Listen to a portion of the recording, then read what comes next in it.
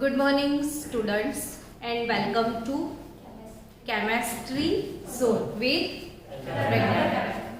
કયું ચેપ્ટર આપણે સ્ટાર્ટ કર્યું હતું? સવર્ગ સંયોજનો. સવર્ગ સંયોજનો ચેપ્ટરની અંદર તમે ઓલમોસ્ટ જે ભણ્યા હમણાં સુધીમાં શરૂઆતમાં એ કઈ વસ્તુ છે યાદ કરાવી દો તો આગળ વધીએ. શું ભણ્યા બોલો? દ્વિક્ષાર, પછી સંકીર્ણ ક્ષાર, પછી ઇલેક્ટ્રોન રચના. કઈ ઇલેક્ટ્રોન રચના ભણ્યા? 21 થી 30 તત્વોની. તો આપણે ત્યાંથી જ આજે ફરીથી શરૂ કરીએ એટલે આપણા બે કામ થાય, એક રિવિઝન પણ થાય અને નવી વસ્તુ આપણે એમાં એડ પણ કરતા જઈએ. બાળકો 21 થી 30 તત્વોની જે ઇલેક્ટ્રોન રચના છે એ 12th કેમેસ્ટ્રી માટે એક બહુ જ અગત્યનો કન્સેપ્ટ છે. બહુ ઇમ્પોર્ટન્ટ વાતો, બહુ ઇમ્પોર્ટન્ટ નાના કન્સેપ્ટ આના પરથી આજે આપણે શીખીએ. 21 થી 30 તત્વો કયા વિભાગના તત્વો છે? ડી વિભાગના તત્વો. ડી વિભાગના તત્વો કયા નામથી ઓળખાય છે? સક્રાંતિ તત્વો તરીકે. કયા તત્વો તરીકે? અચ્છા, તમે આવર્ત કોષ્ટકમાં આવી રીતે ડી વિભાગ લખતા હતા, યાદ છે ને? આ ડી વિભાગમાં અહીંયા પ્રથમ સક્રાંતિ શ્રેણી આવતી હતી, એના પછી દ્વિતીય સક્રાંતિ શ્રેણી, એના પછી તૃતીય સક્રાંતિ શ્રેણી ને એના પછી ચતુર્થ સક્રાંતિ શ્રેણી. સક્રાંતિ તત્વોની વ્યાખ્યા શું કોઈને ખબર છે ખરી બાળકો? કે આ સક્રાંતિ તત્વો કોને કહીએ છીએ આપણે?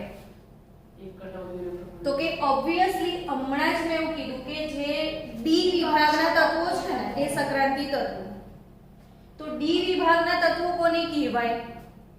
એની જો આપણે વ્યાખ્યા આપવી હોય તો આપણે એવું કહીએ કે જેનો છેલ્લો ઇલેક્ટ્રોન ડી કક્ષકમાં દાખલ થાય. આપણે એસ વિભાગના તત્વોની વ્યાખ્યા શું બોલતા હતા? કે જેનો છેલ્લો ઇલેક્ટ્રોન એસ કક્ષકમાં દાખલ થાય તો એસ વિભાગના તત્વો. જેનો છેલ્લો ઇલેક્ટ્રોન પી કક્ષકમાં દાખલ થાય તો પી વિભાગના તત્વો. તો જેનો છેલ્લો ઇલેક્ટ્રોન ડી કક્ષકમાં દાખલ થાય તો એ ડી વિભાગનું તત્વ અને એફ માં દાખલ થાય તો ઓકે. તો એનો મતલબ એવો થયો કે આ જે ડી વિભાગના તત્વો છે એનો છેલ્લો ઇલેક્ટ્રોન ક્યાં દાખલ થતો હશે? ડી કક્ષકમાં. તો ડી કક્ષકમાં જો 3D કક્ષકમાં દાખલ થાય, ક્યાં? તો એ પ્રથમ સક્રાંતિ શ્રેણી. 4D માં ઇલેક્ટ્રોન હોય તો દ્વિતીય સક્રાંતિ શ્રેણી. તમને આવર્ત કોષ્ટક યાદ છે ને? આ એસ વિભાગ હતો ને, આ બાજુ અને વચ્ચે ડી વિભાગ. ને ડી વિભાગમાં આ પ્રથમ સક્રાંતિ શ્રેણી એટલે 3D, દ્વિતીય સક્રાંતિ શ્રેણી એટલે 4D, તૃતીય સક્રાંતિ શ્રેણી એટલે 5D અને ચતુર્થ સક્રાંતિ શ્રેણી એટલે 6D. આ બધી વસ્તુઓ કેવી છે કે તમે જ્યારે ફ્રી બેસ્યા છો થોડી વાર માટે તો હંમેશા આવર્ત કોષ્ટક ખોલીને બેસો. ઇલેક્ટ્રોન રચના જેટલી મજબૂત એટલું કેમેસ્ટ્રી સદ્ધર. સમજ પડી રહી છે? તો આ 3D, 4D, 5D અને 6D. હવે સક્રાંતિ તત્વ કોને કહેવાય? તો કે જેનો છેલ્લો ઇલેક્ટ્રોન ડી માં તો હોય બટ ડી કક્ષક ઇલેક્ટ્રોન વડે અપૂર્ણ ભરાયેલી હોય. ડી કક્ષક ઇલેક્ટ્રોન વડે અપૂર્ણ. ફોર એક્ઝામ્પલ હમણાં ઝિંકની ઇલેક્ટ્રોન રચના આવશે ને ત્યારે હું તમને આ કન્સેપ્ટ વધારે ક્લિયર કરાવું. ટૂંકમાં મારે તમને એ જ કહેવું હતું કે આ જે 21 થી 30 તત્વો છે એ ડી વિભાગના તત્વો છે અને પ્રથમ સક્રાંતિ શ્રેણીના તત્વો છે. તો જ્યારે આપણે ઇલેક્ટ્રોન રચના લખતા હોઈએ તો આ વસ્તુ પણ યાદ રાખીએ તો જોડે એટલી પ્રિપેરેશન તમારી થઈ જાય. હવે 21 થી 30 તત્વોની ઇલેક્ટ્રોન રચના એટલે તત્વો તો લખી દઈએ ને પહેલા. અહીંયા લખી દઈએ શક્તિ VCR. પોએમ થ્રુ જ લર્ન કરવાનું. પોએમને નેમોનિક્સ કહેવાય, મેમરી ટેકનિક્સ છે કે તમે જ્યાં બેસ્યા છો ત્યાં તમને યાદ આવે. તો આપણે આપણી જ પોએમ યાદ રાખો. શક્તિ, ઓળખો છો શક્તિ કપૂરને? શક્તિ ના VCR પર મને ફેંકો. પોએમ બોલો. શક્તિના VCR પર મને ફેંકો, નિકુંજ દેખાશે. બસ જ્યાં બેસ્યા છો ત્યાં રોજ યાદ કરો, શક્તિના VCR પર મને ફેંકો, નિકુંજ દેખાશે. યાદ રહ્યું? શું? હવે આવી રીતે યાદ કરજો. શક્તિ VCR મને ફેંકો, નિકુંજ. 10 તત્વો થઈ ગયા. એટલે ફટાફટ તમને આવી રીતે નંબર યાદ આવવો જોઈએ. જો નંબર યાદ નહીં આવે તો ઇલેક્ટ્રોન રચના યાદ નહીં આવે, અને ઇલેક્ટ્રોન રચના યાદ નહીં આવે તો ચેપ્ટર આ કયું છે 9 શરૂ જ નહીં થાય. જેમ જેમ ચેપ્ટર આગળ જશે ને એમ તમને ખબર પડશે કે ઓહો કેટલી ઇમ્પોર્ટન્ટ છે આની ઇલેક્ટ્રોન રચના. ને એમાંય નીટ જી, એમાંય તમારે એક ક્વેશ્ચનને અડધી મિનિટ જ આપવાની છે. કેટલા બધા ક્વેશ્ચન છે? 180 ક્વેશ્ચન આવશે નીટમાં. 180 ક્વેશ્ચન માટે 180 મિનિટ નથી આપતા એ લોકો. તો 180 ક્વેશ્ચન માટે 180 મિનિટ નથી તો એક ક્વેશ્ચન માટે તમારા પાસે 1 મિનિટ નથી. તો અડધી મિનિટમાં સોલ્વ કરવાનું છે. તો એ અડધી મિનિટમાં સોલ્વ કરવાની એબિલિટી ક્યારે આવે? જ્યારે તમે આ બધી વસ્તુની શું કરો? પ્રેક્ટિસ. એક વખત નહીં, 50 વાર લખવું પડે તો લખો. તો પ્રેક્ટિસ બહુ જરૂરી છે. જેટલી પ્રેક્ટિસ તમે વધારશો ને એટલું તમારું ક્વેશ્ચન સોલ્વિંગ એબિલિટી ડેવલપ થશે. ને જેટલો ફાસ્ટ તમે ક્વેશ્ચન સોલ્વ કરી શકશો એટલી મિનિટો બચશે. ને મિનિટો બચશે તો માર્ક્સ વધી જશે. એટલે તમારે સતત શું કરવાની છે? બોલો તો નીટવાળા બાળકો, પ્રેક્ટિસ. Concept clear? ઓકે. શક્તિના VCR પર મને ફેંકો, નિકુંજ દેખાશે. ડન. તો શક્તિ સ્કેન્ડિયમ ને આ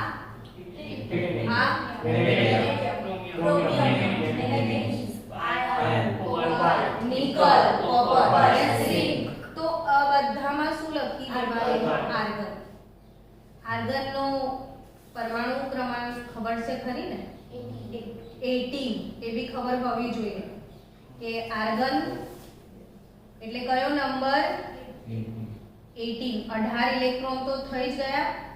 હવે આર્ગન પછી કઈ બે કક્ષકો લખવાની છે એ પણ ખબર હોવી જોઈશે. નહીં તો તમે સંકરણ નહીં બનાવી શકો. તો આર્ગન પછી શું લખવાનું છે? બોલો આપણે 3D અને 4s. બધામાં શું? 3D અને 4s. શું? 3D 4s. શું? 3D 4s. 3D 4s. Every day આવી અને આ જ કામ કરવાનું. જેટલી સરસ ઇલેક્ટ્રોન રચના આવડશે DF વિભાગની એટલું સરસ ખીલશે તમારું કેમિસ્ટ્રી. હવે બધામાં 4s2 હે ને? ખાલી ક્યાં અપવાદ જ છે? કુકરમાં. અપવાદી ક્યાં છે? કુકરમાં. કુકરમાં જ ખીચડી બનશે. અપવાદ શેમાં છે બચ્ચાઓ? કુકરમાં. CU અને CR. શું અપવાદ છે મને સમજાવશો? તો આપણે અપવાદ બી સમજતા જઈએ. હા, 1 1 આવશે એટલે 4s2 નહીં આવે, 4s1. તો આ કેમ 1 આવશે કે આપણે સમજી જ લઈશું અત્યારે. તો અહીંયા 21 3D 1. 22 માટે શું લખશો? 23 માટે આર્ગન 24 તો 3D 4. પણ અહીંયા 4s માં 1 છે એટલે 4s નો એક ઇલેક્ટ્રોન d માં ગયો છે. 25 3D 5, 26 3D 6, 27 3D 7, 28 3D 8, 29 3D 10. 4s2 electron રચના ડન. હવે તમને પ્રશ્ન થાય કે આ ઇલેક્ટ્રોન રચના શા માટે? તો કે આના પરથી આપણે ઘણા બધા બીજા કન્સેપ્ટ ડી અને એફ વિભાગના તત્વોમાં ભણવાના જ છીએ, પણ અત્યારે મારું મેઇન ફોકસ છે તમને શીખવાડવાનું ચુંબકીય ગુણધર્મો. હું શું શીખવાડવા જઈ રહી છું? ચુંબકીય ગુણધર્મો. તો ચુંબકીય ગુણધર્મો ટોપિક ફરીથી પ્રકરણ 1 ઘન અવસ્થામાં આવવાનો જ છે. તો એ જ ટોપિકનું અહીંયા રિવિઝન કરીએ થોડું કે ચુંબકીય ગુણધર્મો જનરલી તમારે સંકીર્ણ સંયોજનો એના સંકરણ પછી નક્કી કરવું પડશે કે એ અનુચુંબકીય છે કે પ્રતિચુંબકીય છે.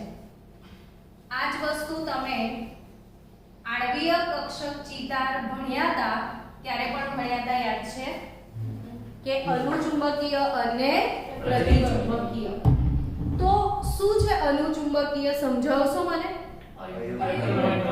તો અનુ એટલે તરફ. અનુ એટલે શું?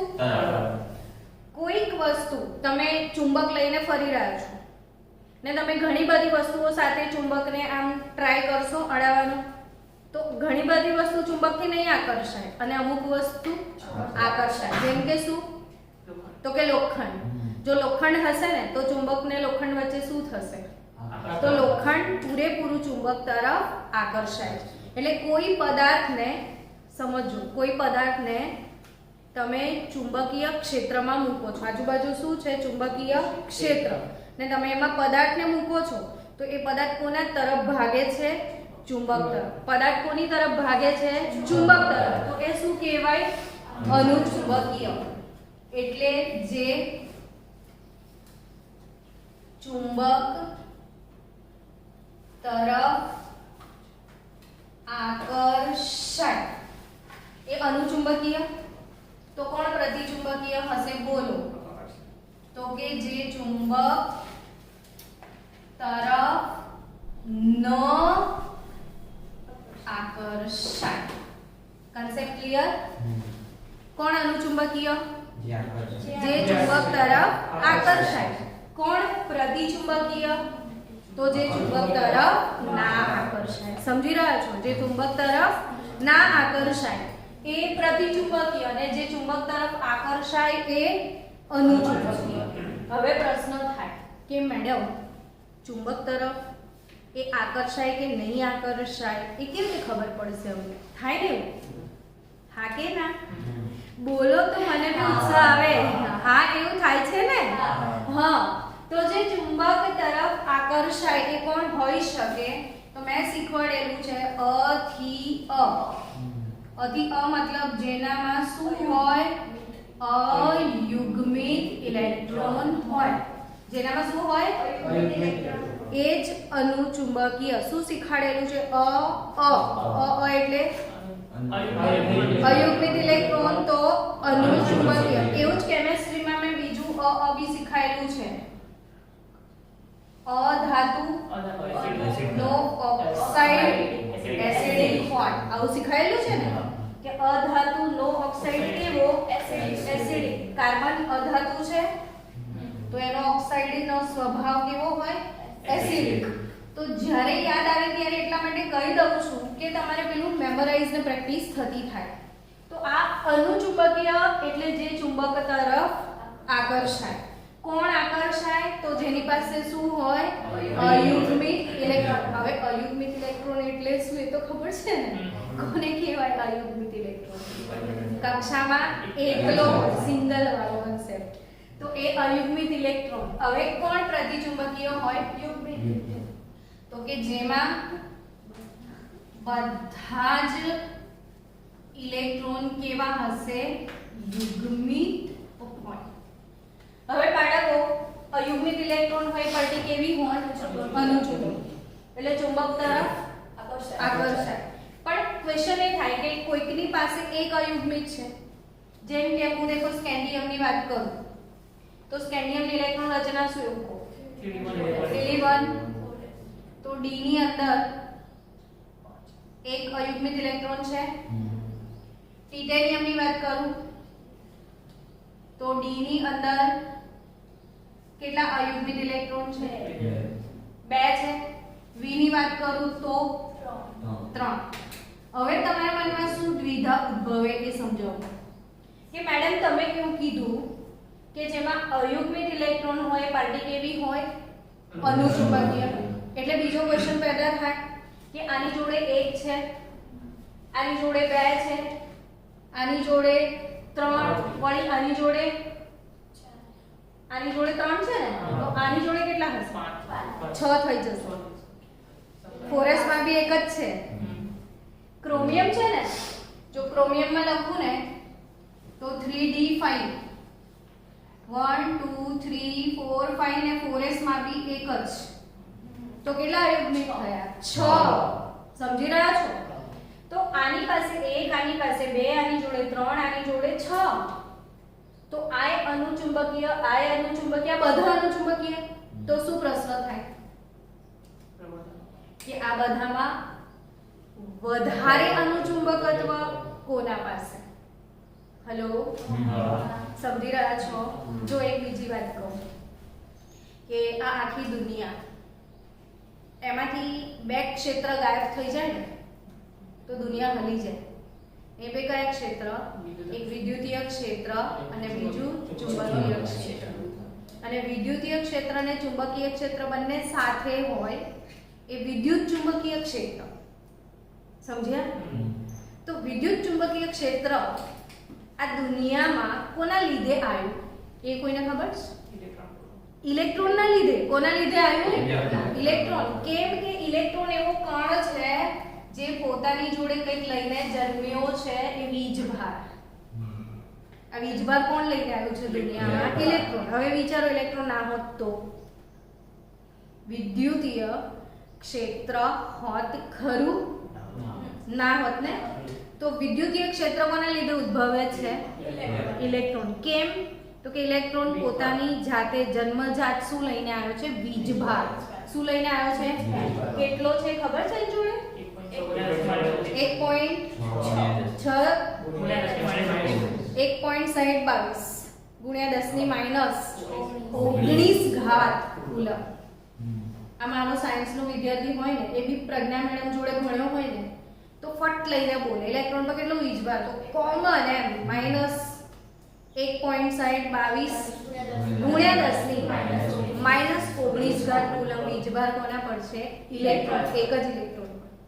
એટલે ઇલેક્ટ્રોન જ વિદ્યુતીય ક્ષેત્ર લઈને આવ્યો એ વાત નક્કી થઈ ગઈ. પણ ચુંબકીય ક્ષેત્ર બી એ જ લઈને આવ્યો એવું કેમ? તો એ સમજાવો કે ઇલેક્ટ્રોન તમને ખબર છે કે પોતાની સ્પિન પર ફરે છે. આમ ખબર છે? અને સ્પિન પર ફરતા ફરતા કક્ષામાં ફરે છે, એ ખબર છે? તો ઇલેક્ટ્રોન જ્યારે પોતાની સ્પિન પર ભ્રમણ કરે છે ને ત્યારે ચુંબકત્વ ઉત્પન્ન થાય છે. કોના લીધે ચુંબકત્વ પેદા થયું? એના સ્પિન ભ્રમણના લીધે. એટલે જ આપણે અયુગ્મિત કીધું. જો યુગ્મિત હોય તો એ ચુંબકીય ક્ષેત્ર એનું નષ્ટ થઈ જાય. એનું કારણ હવે સમજાવો. જો યુગ્મિત હોય તો એક અપ હોય ને બીજો કેવો હોય? ડાઉન જ હોય. તો અપ ડાઉન નો મતલબ શું છે? કે આપણે અહીંયા એક અપ ને ડાઉન કેમ લખ્યો છે? તો કે એક સ્પિન પર ફરે છે ને, તો એક એન્ટી ક્લોકવાઇઝ ફરે તો બીજો ક્લોકવાઇઝ. એટલે બંનેની આમ મૂવમેન્ટની દિશા કેવી છે? વિરુદ્ધ છે. હવે આના લીધે જો પ્લસ એન ચુંબકીય ક્ષેત્ર ઉત્પન્ન થાય તો આના લીધે તો પ્લસ અને માઇનસ કેન્સલ થાય. એટલે ચુંબકીય ચાર્જ માત્રા 0 થઈ જાય. હા કે ના? કેટલા લોકોને ખબર પડી? પાક્કું ખબર પડી? શું સમજ્યા? કે ચુંબકત્વ દેખો વિદ્યુતીય ક્ષેત્ર તો ઇલેક્ટ્રોન લઈને આવ્યો જ છે, ખબર જ છે. હા કે ના? અને જ્યારે વીજભારિત કણ પ્રવેગિક ગતિ કરે એવું ભણ્યા હતા? વીજભારિત કણ કેવી ગતિ કરે? તો એની પાછળ વિદ્યુતીય ક્ષેત્ર અને એને લંબ ચુંબકીય ક્ષેત્ર ઉદ્ભવે જેવું ભણ્યા હતા કે ઇલેક્ટ્રોન નામનો કણ આમ જોરથી જાય તો એની પાછળ કયું ક્ષેત્ર મૂકીને જાય? વિદ્યુતીય ક્ષેત્ર. અને વિદ્યુતીય ક્ષેત્રને એક્ઝેક્ટ પરપેન્ડિક્યુલર ચુંબકીય ક્ષેત્ર પણ ઉત્પન્ન થાય છે. અને આવા તરંગોને આપણે વિદ્યુત ચુંબકીય વિકિરણ કહેવાય. સમજ્યા વસ્તુને? આ વિકિરણને શું કહેવાય? વિદ્યુત ચુંબકીય. કેમ હવે દિલથી સમજ પડી ખરી કે ઇલેક્ટ્રોન નામનો કણ આમ પ્રવેગિત ગતિ કરે તો એની પાછળ વિદ્યુતીય ક્ષેત્ર ઉદ્ભવે અને એને એક્ઝેક્ટ લંબ કન્સેપ્ટ ક્લિયર બધામાં? ઓકે. હવે મારે જે સમજાવવું છે સમજો કે જો બંને ઇલેક્ટ્રોન યુગ્મિત હોય તો યુગ્મિતનો મતલબ કે એક ક્લોકવાઇઝ ફરે ત્યારે બીજો બરાબર. એકનું ચુંબકીય ક્ષેત્ર m હોય તો બીજાનું -m +m તો એકનું તો +m -m ચુંબકીય ચાક માત્રા પરસ્પર કેન્સલ થાય ને કોઈ ચુંબકત્વ ઉદ્ભવે નહીં એટલે એ કેવો થઈ જાય? પ્રતિચુંબકીય. તો હંમેશા અયુગ્મિત ઇલેક્ટ્રોન એકલો હોય તો જ ચુંબકત્વ ઉત્પન્ન કરી શકે, નહીં તો નહીં. કેમ બે હોય તો ના થાય? સમજ પડી? કેમ બે હોય તો ના થાય? એક ક્લોકવાઇઝ તો બીજો એટલે પરસ્પર ચુંબકીય ક્ષેત્ર નષ્ટ થાય. હવે વિચારો કે આની અંદર એકને બદલે બે છે. હવે આ એકનું ચુંબકીય ક્ષેત્ર m થયું તો બેનું 2m તો 3નું 3m તો આનું 6m. સમજી ગયા? તો જેમ જેમ અયુગ્મિત ઇલેક્ટ્રોનની સંખ્યા વધે તેમ ચુંબકત્વ વધે. સમજણ પડી ગઈ છે? તેમ શું વધે? ચુંબકત્વ. તો એ જે ચુંબકત્વ હોય એનું માપ હોય ખરું? પાર્થ હશે ને? બોલતો ખરો કે હશે ને? એમ તો કે હશે. તો હશે જ. તમે કીધું છે તો હશે એવું થાય નહીં? તો હશે ને. ચલો તો આપણે એ ચુંબકત્વ એનું જે માપ છે એ સમજીએ. તો ઇલેક્ટ્રોનનું જે ચુંબકીય ક્ષેત્ર છે એની જે તીવ્રતા છે એ કોના વડે ગણાય? ચુંબકીય ચાક માત્રા વડે. કોના વડે ગણાય? ચુંબકીય ચાક માત્રા. તમને કેમિકલ બોન્ડિંગ ચેપ્ટરમાં મેં એક કન્સેપ્ટ ભણાવ્યો. આજનો મારો લેક્ચર રૂટીન લેક્ચર જ છે. જસ્ટ તમને હું બધા કન્સેપ્ટ ક્લિયર કરાવી રહી છું. એટલે ચુંબકીય મેં કેમિકલ બોન્ડિંગમાં એક કન્સેપ્ટ ડિટેલમાં ભણાવ્યો તો એ હતો દ્વિધ્રુવ ચાક માત્રા. શબ્દ બોલશો ને તો અંદરથી ખીલશો. શું ભણાવ્યું હતું?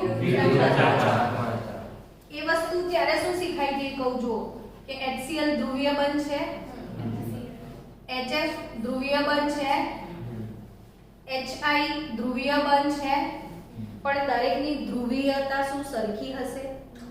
અલગ અલગ હશે. તો કેવી ખબર પડે કે બધાની અલગ અલગ છે? તો કે તો ગણવી પડે. તો દરેક બંધની જે ધ્રુવીયતા છે એનું માપ રુદ્ર બોલ. દરેક બંધની શું? ધ્રુવીયતાનું માપ. એને શું કહેવાય? દ્વિધ્રુવ ચાક માત્રા. અંદરથી સમજ્યા? કોને દ્વિધ્રુવ ચાક માત્રા કહેશો? ધ્રુવીય બંધની ધ્રુવીયતાનું માપ. બે છોકરાઓ છે બરાબર. એક વજનદાર છે એ હું કઈ રીતે કહી શકું? તો કે મારે શું કરવું પડે? બંનેને તોલવા પડે. હવે હું બંનેનું વજન કરું તો વજન પરથી મને શું આઈડિયા આવી જશે? કોણ ભારે છે અને કોણ હલકો છે? સિમ્પલ વાત. તો આ બધા ધ્રુવીય બનશે તો કોણ વધારે ધ્રુવીય ને કોણ ઓછો ધ્રુવીય મને કઈ રીતે ખબર પડે? તો કે મારે એમની ધ્રુવીયતાની માપ કાઢવું પડે. ને ધ્રુવીયતાના માપને શું કહેતા હતા આપણે? દ્વિધ્રુવ ચાક માત્રા. ને એનો સિમ્બોલ પણ મ્યુ જ હતો, ખબર છે? અને એને ગણવાનું સૂત્ર હતું Q * D. Q * D. તો આ લેક્ચરો ભૂલી ગયા હોય તો પાછા એકવાર કાઢીને રિવિઝન કરજો. તો એમ ચુંબકીય ચાક માત્રા પણ ગણી શકાય અને એ ગણવાનું સૂત્ર મ્યુ √n+2 અને એનો એકમ છે બોર મેગ્નેટોન. ચુંબકીય ચાક માત્રાનો એકમ શું છે? બોર મેગ્નેટોન. શું એકમ છે? શું એકમ છે? યાદ રહેશે. શું એકમ છે? ઓકે. તો આ n શું છે? કોઈ કહેશે તો કે અયુગ્મિક ઇલેક્ટ્રોનની સંખ્યા. n શું છે? અયુગ્મિક ઇલેક્ટ્રોનની સંખ્યા. હવે ધારો કે અયુગ્મિક ઇલેક્ટ્રોન 1 હોય તો મ્યુ કેવી રીતે ગણી શકાય? વિચારો કેટલી કિંમત આવશે? અયુગ્મિક ઇલેક્ટ્રોન 1 હોય તો અહીંયા મૂકીશું 1, અહીંયા મૂકીશ 1 + 2 તો શું આવે? √3 આવે. તો √3 ની કિંમત શોધી કાઢો. 1.73 બોર મેગ્નેટોન. 1.73 શું? તો બાળકો n બરાબર 2 એના માટે મ્યુ કેલ્ક્યુલેટ કરો. n બરાબર 3 એના માટે મ્યુ કેલ્ક્યુલેટ કરતા શીખો. ચલો ફાસ્ટ. રુદ્ર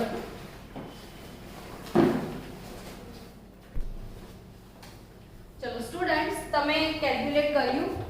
n બરાબર 2 માટે શું કેલ્ક્યુલેટ કર્યું? બોલો. 2 * 2 + 2 2 + 2 4 4 2 6 √6 ની વેલ્યુ કેટલી લાયા? 4 2 = 8 8 ની વેલ્યુ શું લાયા? 2.80 બોર મેગ્નેટોન. n બરાબર 3 ની વેલ્યુ શું લાયા? √3 3 + 2 3 + 2 કેટલા થાય? 5 5 3 3.87 બોર મેગ્નેટોન. કન્સેપ્ટ ક્લિયર બધાનો? હવે તમારે શું શીખવાનું છે આમાં કે ચુંબકીય ચાક માત્રા એ આયનની કેવી રીતે ગણવાની. તો અહીંયા આપણે પ્રશ્ન સોલ્વ કરતા શીખીએ કે નીચેના આયનો માટે ચુંબકીય ચાક માત્રા ગણો. શું ગણો? ચુંબકીય ચાક માત્રા. Scandium + 3 titanium + 2 titanium + 4 chromium + 1 chromium + 3 निकल + 2 कोबाल्ट + 3 આના માટે ચુંબકીય ચાક માત્રા ગણો. ચલો હું તમને પહેલા Fe+2 ની શીખવાડું. કોની આપણે Fe+2 અને કોની ગણતા શીખીએ? Fe+3. બાકીનાની તમે ગણીને મને બતાવશો. બરાબર? હવે Fe+2 ની મારે ગણવાની છે તો Fe જે છે એનો નંબર કયો છે એવું કહો મને? 26 નંબર છે. Fe નો કયો નંબર છે? 26. તો એની ઇલેક્ટ્રોન રચના શું છે એવું કહો? 3d6 4s2. હવે મહત્વની વાત શું છે ખબર? કે અહીંથી જ્યારે તમે ઇલેક્ટ્રોનને ગુમાવો છો Fe+2 બનાવશો તો એનો મતલબ તમને ખબર છે કે નહીં કે જરૂરી છે. તો Fe+2 નો શું મતલબ? ફોર્સમાંથી ઇલેક્ટ્રોન કે 4s માંથી 2 ઇલેક્ટ્રોન ગુમાવે છે. મતલબ 2 ઇલેક્ટ્રોન ગુમાવે છે તો એ ક્યાંથી ગુમાવે? છેલ્લી કક્ષા. ઇલેક્ટ્રોન હંમેશા જે છેલ્લો આવે ને એ પહેલા કાઢવાનો. કયો ઇલેક્ટ્રોન પહેલા કાઢવાનો? છેલ્લો આવ્યો હોય તે. છેલ્લો અહીંયા ભલે d માં આવ્યો છે, આમાં છેલ્લો ઇલેક્ટ્રોન d માં આવશે, બટ 4s આઉટર મોસ્ટ છે એટલે 4s બાહ્યતમ કક્ષાઓથી 4s ના પહેલા જશે પછી d થી જશે. બટ Fe+2 છે એટલે 4s ના બે જતા રહ્યા તો 3d6 4s 0. આ ખબર પડી? 3d6 4s 0 તો પછી d 6 છે ને તો 6 કઈ રીતે લખાય? 1 2 3 4 5 અને એક આ 6 વાળો. તો અયુગ્મિક કેટલા થયા એવું કહો મને? 4. કેટલા અયુગ્મિક ઇલેક્ટ્રોન છે? 4 છે.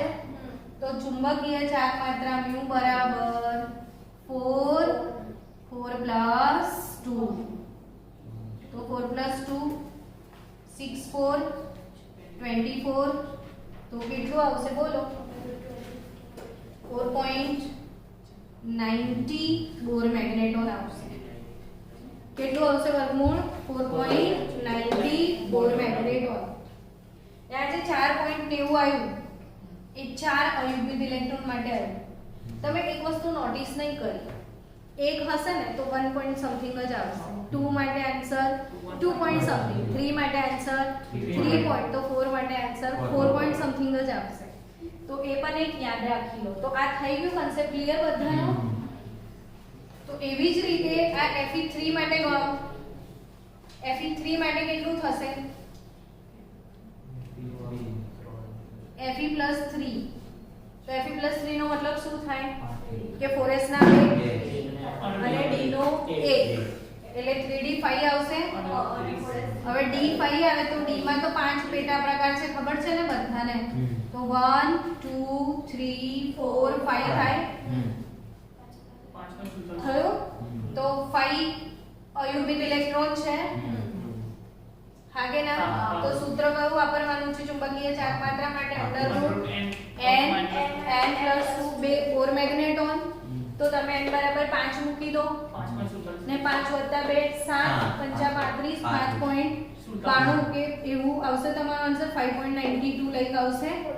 તો એ તમારું થયું 5 અયુગ્મિત ઇલેક્ટ્રોન માટેનું ચુંબકીય ચાપ માત્રા. તો બચાવો એ સિવાયના તમામ આયનોની ચુંબકીય ચાપ માત્રા શોધી શકશો તમે. તો ટ્રાય કરો. હવે બીજી એક વાત સાથે સાથે તમારે યાદ રાખવાની છે કે આ ચુંબકીય ચાપ માત્રાનો એકમ શું છે? બોર મેગ્નેટોન. શું એકમ છે? બોર મેગ્નેટોન. અને એક બોર મેગ્નેટોન એની કિંમત છે 9.27 ગુણ્યા 10⁻²4 ઘાત. શું કિંમત છે એની? 9.27 ગુણ્યા 24 ઘાત ampere into metre square. Ampere into metre square. તો આ વેલ્યુ યાદ રાખવાની. પ્રજ્ઞા મેડમના સ્ટુડન્ટ આવી બધી વેલ્યુ યાદ રાખે જ, કારણ કે ટેવ પાડી છે. પ્લેન્કનો અચળાંક કોઈ પૂછે ને તો 6.626 ગુણ્યા 10⁻34 ઘાત જૂલ ઇન્ટુ સેકન્ડ. આર ના બધા વેલ્યુ આવડવા જોઈએ તમને દ્રવ્યની અવસ્થાઓ ચેપ્ટરમાંથી. અને આ એક બોર મેગ્નેટોન એટલે કેટલી વેલ્યુ ખબર પડી રહી છે? ડન? હા કે હા? તો આ ગણી કાઢશો બધું? તો ગણવાનું સ્ટાર્ટ કરો. અપોઝ કરો.